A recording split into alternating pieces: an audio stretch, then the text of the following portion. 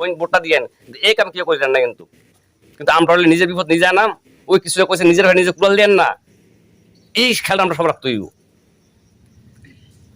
আমরা আগে যে কোনো আপদ বিপদে তুই কইছি আমরা কিন্তু আমরা আওয়াজ দিলি যেত না, আমরা আওয়াজ যাইলে বিজুর আওয়াজ লাগানো যাইব। সংঘর্ষে মহারাজ এই আওয়াজ অ্যাকশন করব।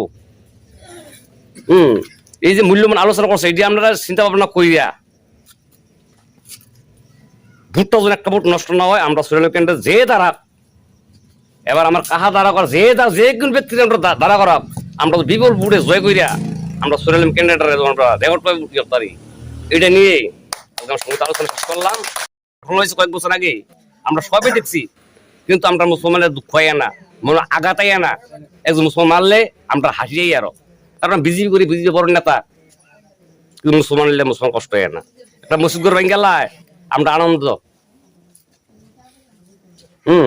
এই জিনিসটা থেকে যদি এবার মহারাজা আগার দিয়ে বাধা না দিত, বহুত মসজিদ করে ভেঙে বিশাল মসজিদের আগে বাংলা হইলে তারা প্রোগ্রাম নিছিল বাংলা লেগিয়া, কিন্তু মহারাজা হুমকির কারণে দমন গেছে, বয়ে সব সবে গেছে। সব কিছু নেই, চন্দ্রপুর একটা মসজিদ তারা আবার দাবি করছে এটা তারা কি মন্দির বেলা ছিল। ওখানে তার এই মুসলমান আক্রমণ করতে আছে, কিন্তু এবার যে আইতে পারে মুসলমানকে অস্তিত্ব না, এবার অস্তিত্বের লিগে লড়াই দেব অস্তিত্বের। এবার আমি বাচ্চা থাউন লাগিয়া আমরা এডিসি মেটে কিভাবে রক্ষা করা, আমি নিজে কিভাবে বাঁচাম, এটা চিন্তাধারা করে আমরা ভোটটা জায়গা সঠিক জায়গা দিতে কে ভুলে। হসপিটালে যান, হসপিটালের বেডে দেখবেন সবচেয়ে বেশি মুসলমান। কেন আজকে এই অবস্থা? কারণ আমাদের শিক্ষাটা ঠিক মতো পাইনি আমরা। আর আপনারাও কি চান আপনাদের ছেলে সন্তানরাও আপনাদের মতো রাবার বাগান নিয়ে ব্যস্ত থাকবে?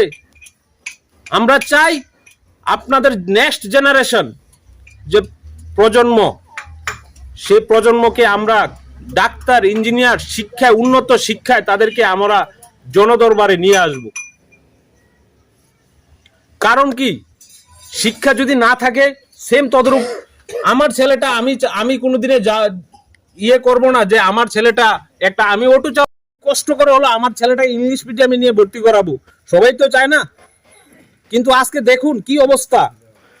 প্রথমে শুনতাম রিক্সাওয়ালার ছেলে ডাক্তার হয়েছে, এখন আর সম্ভব না। কেননা আগে ছিল ডাক্তারের ফিস 21 লক্ষ টাকা, এখন রিসেন্টলি 47 থেকে 48 লক্ষ টাকা এমবিবিএস। গরিব মানুষ কি আপনারা পারবেন যে আপনার ছেলেটাকে ডাক্তারি পড়াতেন? 21 লক্ষর মধ্যে তারপরে ছিল স্টাইপেন্ড দিয়ে মোটামুটি পড়া। আমরা মুসলিম পাড়ার মধ্যে সিপিএম, কংগ্রেস, বিজেপি এমন ভাবে বানাইয়া আমরার মধ্যে ব্রেন ওয়াশ করাই, আমরা মাথার মধ্যে ঢুকাই, আমরার মধ্যে আমরা